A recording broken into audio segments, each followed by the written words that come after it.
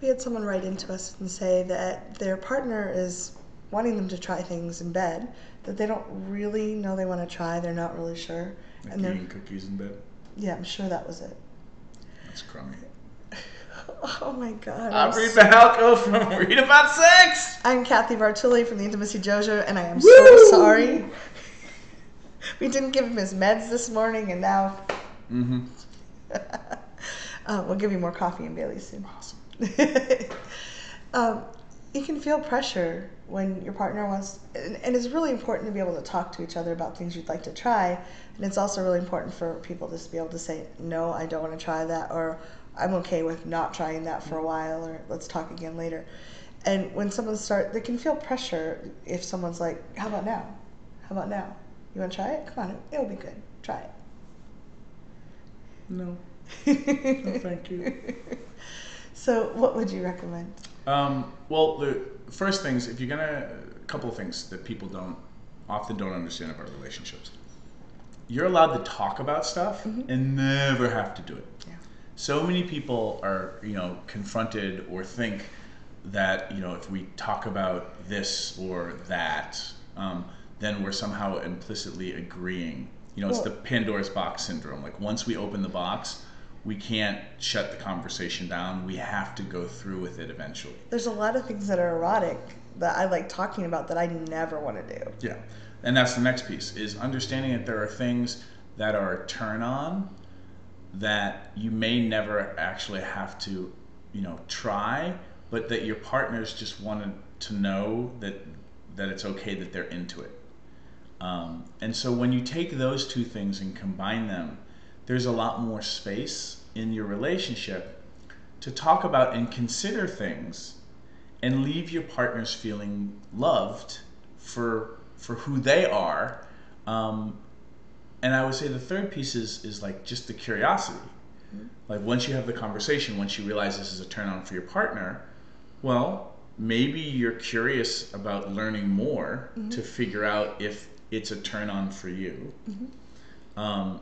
Learn how to do it safely if you're ever going to do it, because you don't have to ever do it. And then, just kind of the consideration of, there are things that my partner might be into that I'm not into, but I'm not a no to doing.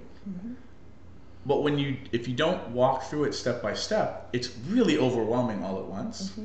But when you go through it step by step, you're like, oh, well, there's this thing that whatever that my partner's into, and I'm not into it or turned on, but my goodness, my partner gets really turned on by it, and I like it when my partner's turned on. So, I'll do this thing with them, even though it's not my thing. And then the other thing I would add into this is it's okay to try stuff, and not like it.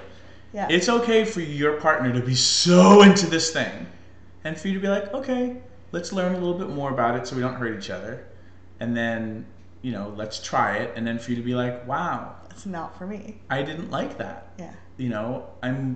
It's cool that you're into it, but like let's not do that again, or maybe I'll try it 2 more times just to make sure, but I'm pretty sure I'm not into it. Where this is really useful is also understanding your partner. We can handle disappointment. It might not be delicious in the moment, but we can handle it over time. What really your partner wants is to be loved for who they are. So you can be like, honey, I love that we tried this thing. Yeah. I'm sorry it's not my thing.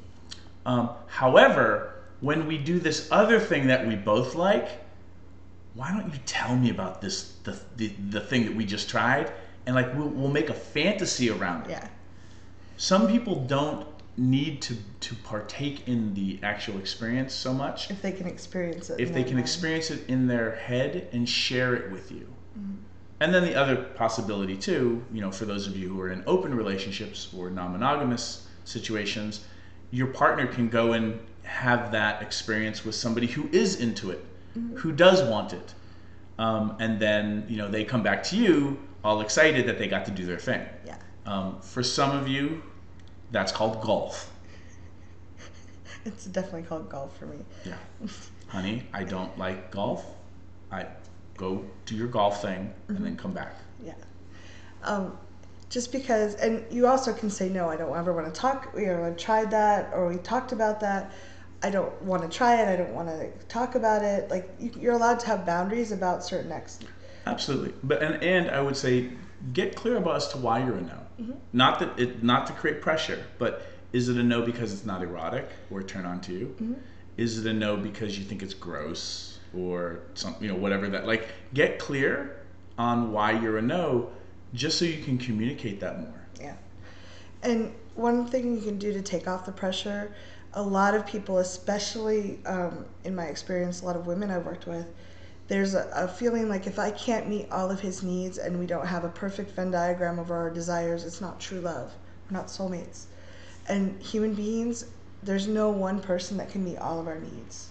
There's no one person that's going to be exactly perfect for every sexual desire and fantasy and act. So it's okay to have things that are a no for both of you. And there's okay to have things that you kind of like and you're willing to do because it pleases your partner. And there's okay to have, it's great to have a bunch of things that you love to do together. And focus on the things that you share, that you both enjoy, and get as much mileage out of those things as you can too. Yeah.